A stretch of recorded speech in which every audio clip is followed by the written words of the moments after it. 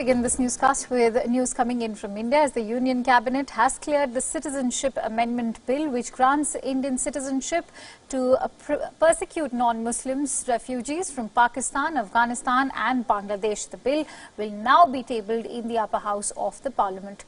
MPs from the ruling BJP have been asked to be present in large number when Home Minister Amit Shah tables the bill in the Rajya Sabha.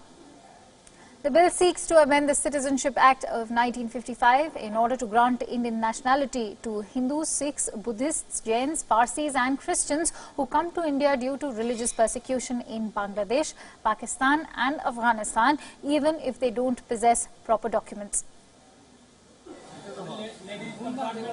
For more details, let's quickly go across to Kartikeya Sharma, political editor, who's joining me on the phone line.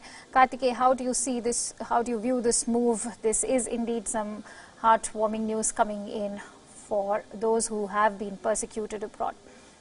See, this is a new political battleground post 370.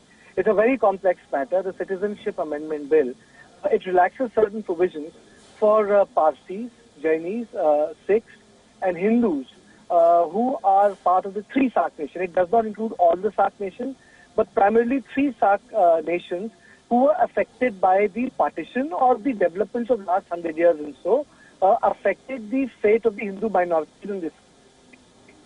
Now, with this, they will be able to get the Indian citizenship. There is a counter argument has the articles of the MPs from the ruling BJP have been asked to be present in a majority when Home Minister Amit Shah will be tabling the bill in the Rajya Sabha. Let's go back to Kartikeya, who is on the phone line. Yes, Kartikeya, we lost touch with you, but please continue. All right, and there seems to be some more technical issues. But for now, this is the big news coming in. Let's wait for the bill to now be introduced in the upper house of the Parliament and see how it takes on from there.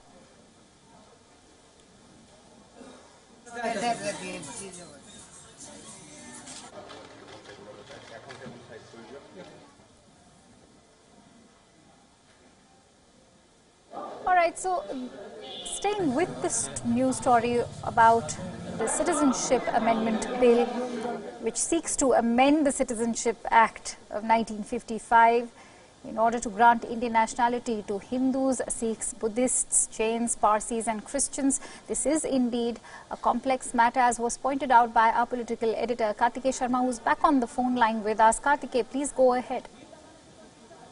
So the idea is, from the perspective of the government, that those minorities who are in the adjacent region of India, they should be provided refuge because that's the only country they can go to.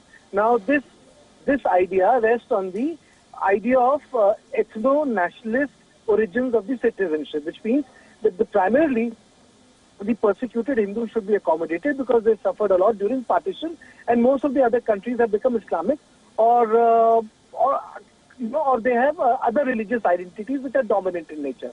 But the constitutionalists in India argue that, this runs contrary to the idea of citizenship because it does not distinguish on the basis of religion. So if you have to define a refugee, then the refugee is a refugee, which means it can be a Rohingya refugee also.